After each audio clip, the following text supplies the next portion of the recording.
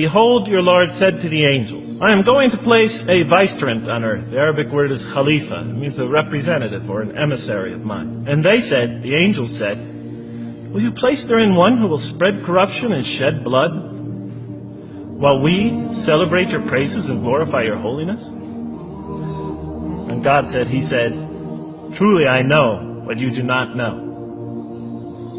See, that's the verse that hooked me. That's the verse that caught my attention. That's the one that kept on making me read the story again and again and again. Because listen to the way it begins. "Behold, your Lord said to the angels, I am going to place a representative of mine on earth, a vicegerent of mine, an emissary, one who acts on my behalf."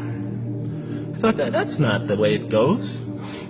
You're not supposed to be placing man on earth in some positive role. You place man on earth as a punishment for his sin. Clearly, I knew the author didn't quite get the point.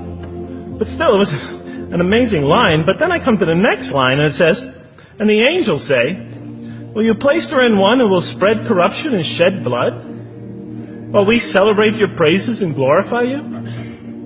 I looked at it again. I couldn't believe the question. I looked at that and I said, exactly. That would be my question. Why would you create this being, supposedly for some positive role, when he's capable of doing tremendous wrongdoing? When he could spread corruption and shed much blood? Why would you create this violent and pernicious creature when you could create angels? As the angels clearly say, well, we, the angels, celebrate your praises and glorify you. They're asking one of the most fundamental questions in the entire history of religion. Why create you, man, this utterly fallible creature, this creature who could rebel against God's will, who could do such tremendous wrongdoing, who could wreak havoc like no other creature on earth, when you can make them angels? That whole question, everything that I ever thought, everything that I ever experienced, everything that I ever knew was in that question. It was as if the author took my life and wanted to pick out exactly the right question to humiliate me, to provoke me, to anger me. Why create man, this most destructive and violent creature, when you can make them angels? And then look at the answer. And he said, God said, "Truly I know what you do not know." You know, in modern parlance, we would say, "I know exactly what I'm doing." I read that and said, what? You know what you do not know? You know exactly what you're doing? Well, please inform me. Tell me what you're doing. You can't just get off that easy. You can't just tell me you know exactly what you're doing. Not after what I've been through. Not after you made me this way. And then I realized, of course, I was arguing with a God I didn't even believe in.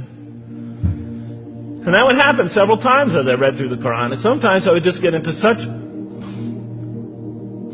agitated by what I read, I'd start arguing with this voice that I'm reading before me, that's calling to me. So we turn to the next verse.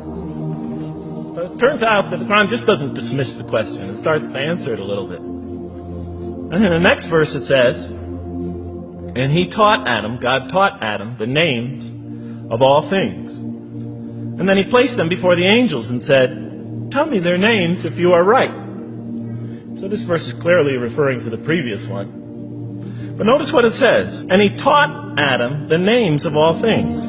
So here we see Adam is not only just a creature who knows how to name things, who's acquiring the gift of language, but he's also a learning creature. God is teaching him. Now right here, right in this verse, and it'll come even clearer in the subsequent verses, that the very first thing that the Quran is going to emphasize here is man's intellect. He is a learning creature. He is taught. And what is he taught? What is one of the great intellectual gifts he's given in response to the angel's question? The gift of language. Because through language, mankind can not only learn, but he could learn things not only through his own experience, but he could learn things that other people have experienced of times and places that are hundreds, thousands of years and miles separated from him. And so that all our knowledge becomes cumulative. Every generation learning from the generation before it. I'm learning today from authors I read from other sides of the world that may have existed 2,000 years ago. And so we all contribute to our collective learning and knowledge. And so what I'll see later in the Quran, And the Quran will emphasize this again and again and again. Like in one verse it says, read in the name of your Lord who created a man out of a tiny creature that clings. Read, it commands the reader, for your Lord is most bountiful. Why is he most bountiful? What great gift did he give you? For he taught man the use of the pen, and through it taught him what he otherwise could not know. And he taught Adam the names of all things. And then he placed them before the angels and said, tell me their names if you are right. Okay, you have this objection you have this natural question about this creation of mankind. Here, this mankind is a human being, this human creature is a learning creature. He has many intellectual gifts. Here, I'm going to place these things before you. Tell me their names if you are right about man. And what did the angel say? Glory to you. We have no knowledge except what you have taught us. In truth, it is you who are knowing, the wise. They say this task, this intellectual test that's put before them is beyond their grasp. And so in the next verse we read, and he said, oh Adam, tell them their names. And when he had told them their names, notice how it's just like it's nothing for him. For mankind, he has this phenomenal ability. And that's clearly the point of these verses. Even though I felt that the author didn't quite, it was as if I realized that he didn't misunderstand the story. He was taking one of the great stories in the history of humankind, one of the fundamental greatest stories in the history of mankind, and molding it and using it as a vehicle for an entirely original message. And God said, did I not tell you that I know what is unseen in the heavens and the earth? And I know what you reveal and what you conceal? In other words, didn't I tell you I know exactly what I'm doing? I looked at that. What question what did they reveal and what did they conceal? Why are you all looking at me like that? You're starting to scare me. You're all looking very serious. Am I losing you? Wow. Okay. So, they revealed the sinister and evil propensities of man. But what did their question conceal? All you have to do is think about it for a minute. Human beings, yes, they could do evil. Yes, they could do wrong. Yes, they could create misery. But they could also do exactly the opposite.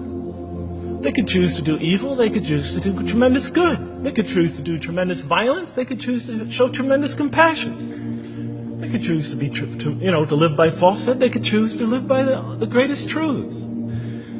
So we go on to the next verse. And behold, we said to the angels, bow down to Adam. And they bowed down. But not so Iblis. Iblis is like the father of Satan. He refused and was arrogant. He was of those who reject faith. An interesting statement. And notice why Iblis does not bow down. He refuses because he was arrogant. We often hear what's the root of all evil? In the West, it's always money, greed, etc. Here the Quran says that, seems to be saying that the root of all evil is not always material wants.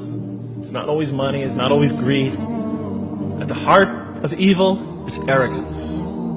Putting yourself above all others. Of assigning to yourself special priority and neglecting the rights of others. O Adam, dwell you and your spouse in the garden and eat freely thereof what you wish. But come not near this tree, for you will be among the wrongdoers. Then they make the mistake. But Satan caused them to slip and expelled them from the state in which they were. And we said, go all you down, some of you being enemies of others, will be adversaries of others. Some of you will be adversaries of each other, and on earth will be your dwelling place and provision for a time. Let's go back from where we started. First, mankind is being taught. We see he's an intellectual being. Then we show he's a moral being. Moral being means he's a being that's going to have to make choices. And then God gives him this choice. It's not a huge deal. It's not the gravest sin in the history of humanity by any means. It's minor by any standards. They make it, though.